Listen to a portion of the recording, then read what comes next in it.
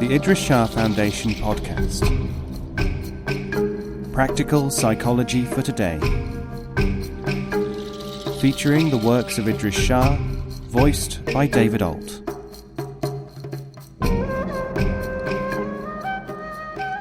Welcome to the Idries Shah Foundation podcast. In this edition of the podcast, we will hear selections from Reflections by Idries Shah.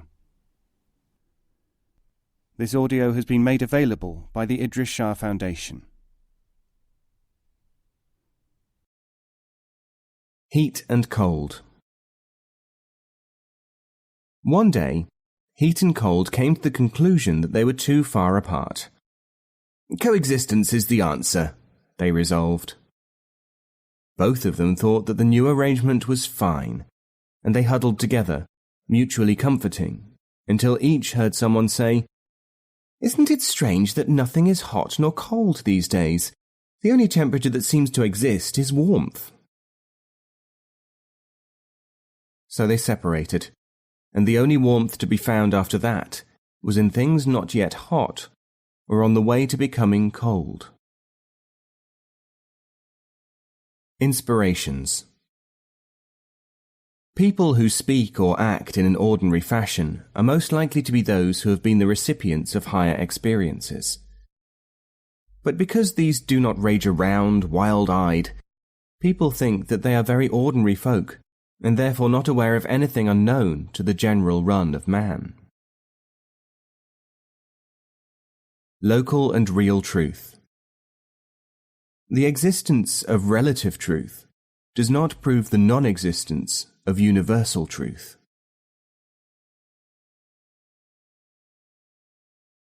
A hare.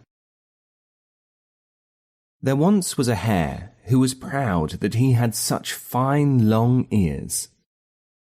He realized, however, that the tips became icy on very cold days. So he decided to keep his eyes open all the time so that he would see the cold coming in time to avoid it.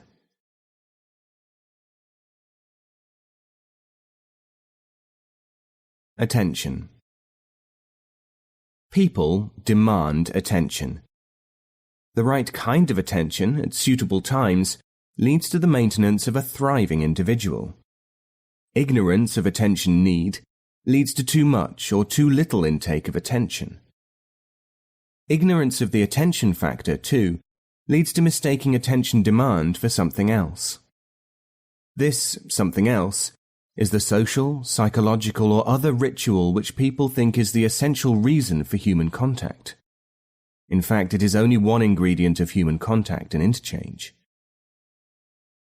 It is a basic error to imagine that only a human being can be involved in the attention situation. Some of the most important attention situations concern real or imagined sources of attention other than human ones. Freedom. "I always looked at the alternatives," said the sheep. "I can munch, or I can bite." Generalizations are perilous.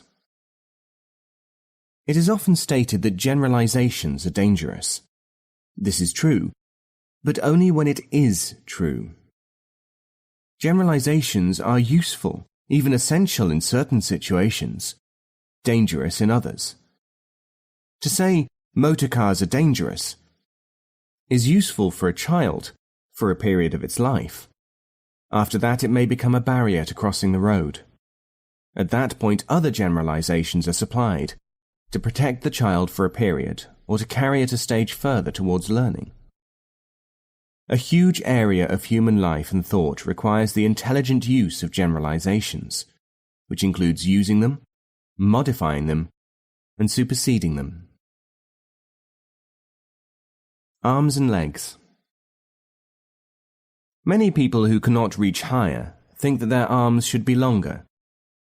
In some cases, you can see that it is their legs which are too short.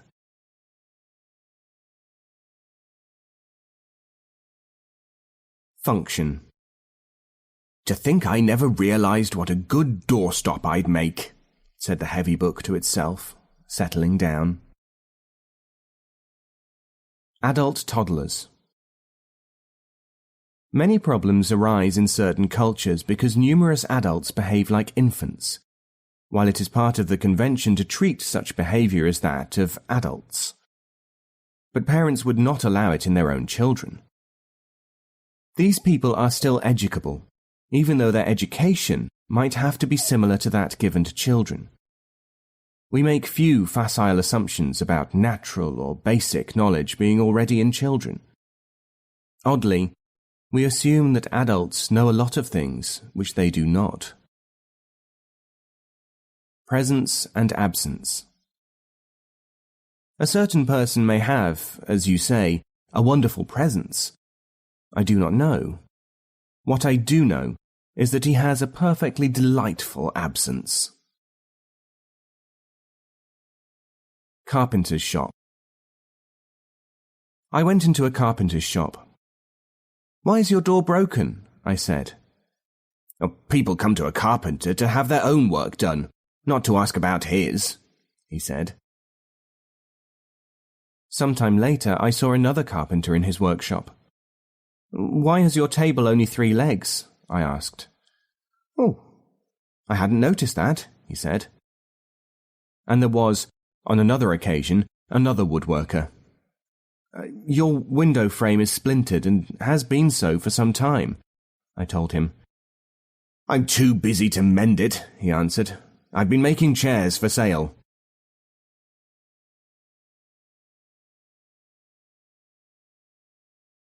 Comprehension. Man does not have a capacity of instant comprehension.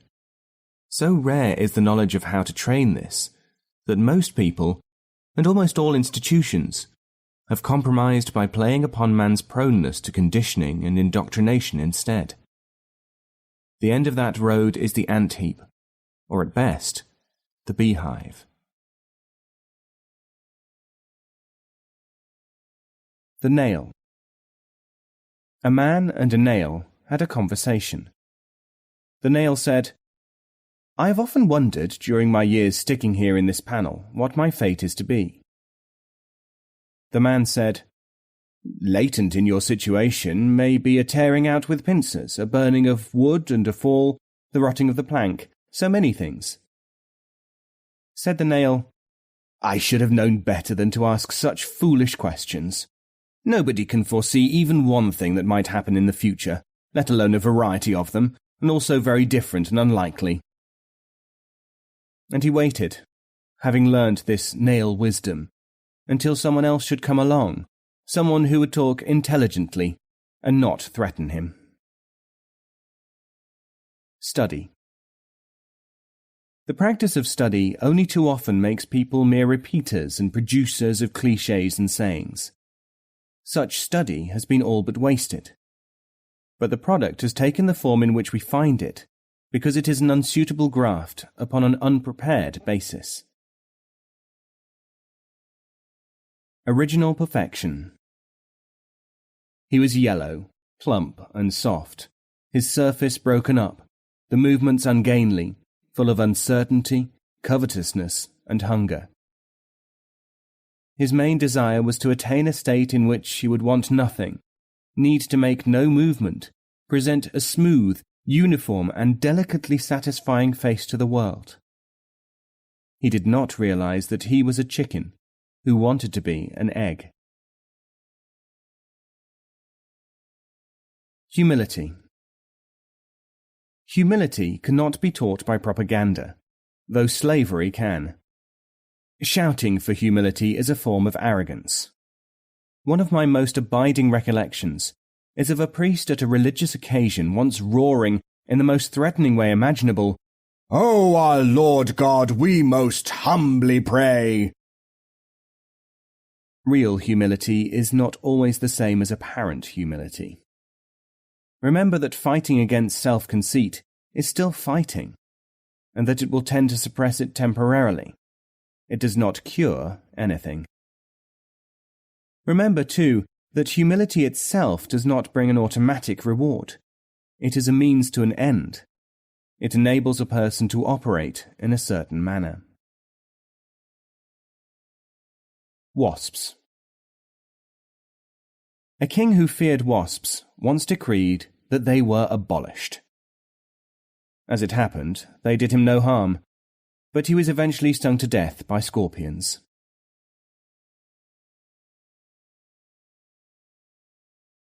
Different and the same.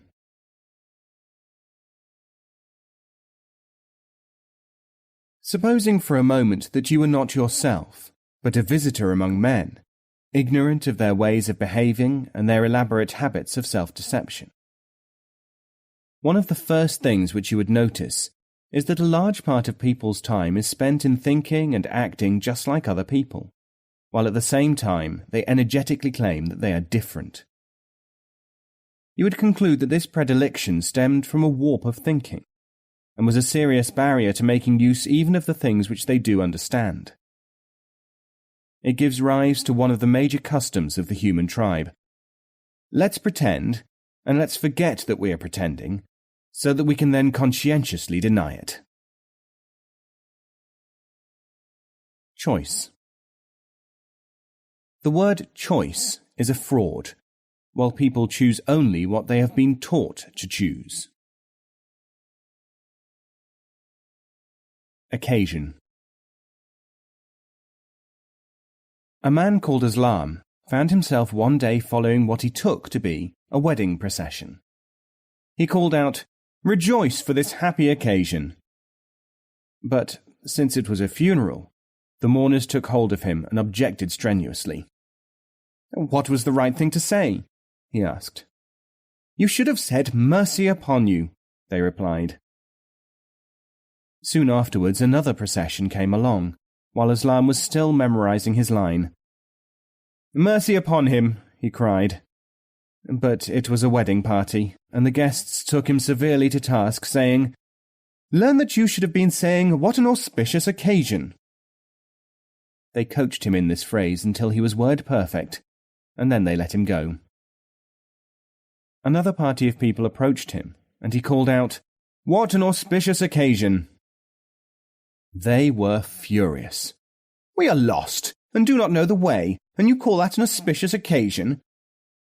So they beat him a little.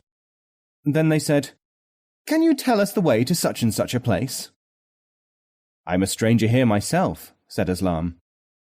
They rained blows upon him, afterwards explaining, "We don't use the word stranger. It is unlucky." "Well then," he said, "I'm not a stranger." At the word stranger, they fell to beating him again. Then the police arrived. They took him to court and had him fined, because in that town a person who was not a stranger, and who did not direct honest travellers, was guilty of a crime. "This is the place for me," said Islam aloud, when he was released, "because I am learning so many things that I did not know before." But someone overheard, and he was arrested again, because according to the traditions of that country, it was both socially and legally wrong to say, "This is the place for me." As soon as he was let out of the court, Islam exclaimed, "This is not the place for me." So they took him and imprisoned him for saying things critical of the community or likely to cause social dissatisfaction. Subordinates. Almost every day I am reminded of Sadi's reflection that there is no senseless tyranny like that of subordinates. The Lizard and the Spider. A lizard and a spider met. The lizard said, "What do you eat?" And the spider replied, "Flies." "So do I," said the lizard. "It seems that we are suitable companions." They set up house together. One night they were out catching flies. A cat approached. In the instant before it pounced on him, the lizard cried to the spider, "A cat is going to catch me, what shall I do?" The spider called back, "Just spin out some web and make your escape into this tiny hole where I am."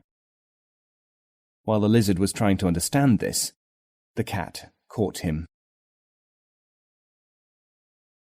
Unknown. There are literally thousands of wise people unknown to the ordinary man. They teach in a manner which is not recognized as teaching by the herd. They continuously influence man. People who respond to authority figures and weird things are unable to make any contact with them. Other people lack information and preparation. Report on the planet Earth. A body of celestial beings, who wanted to develop their influence upon the people of the Earth, commissioned an experienced and independent investigator to provide them with a feasibility report. When he came back, he said, "Here is a complete analysis of the situation. To get through to mankind, you must promise happiness to those who are sad, and threaten with distress those who are happy. They are all to be exposed to tension, anxiety, joy, and repetition. They must be induced to think, when they are hypocrites, that they are honest and straightforward. You will also sanctify self-indulgent by making people enjoy suffering, and then tell them that they are not enjoying it because it is a punishment." "But this is terrible," exclaimed the celestial ones. "We could never do that, to turn people into automata to manipulate them." "Now listen," said the expert. "Do you or do you not want to extend your territory? If you plan expansion in this field, you must remember that, for thousands of years, your competitors have been ahead of you. They are well established there, and they are successful.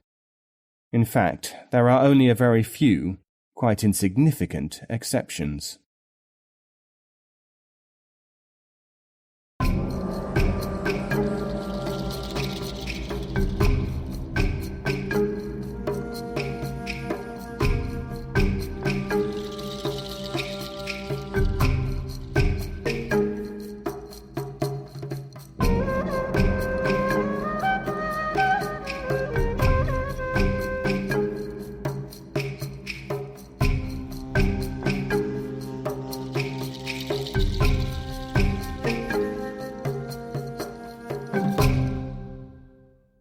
This podcast is copyright 2016, the Idries Shah Foundation.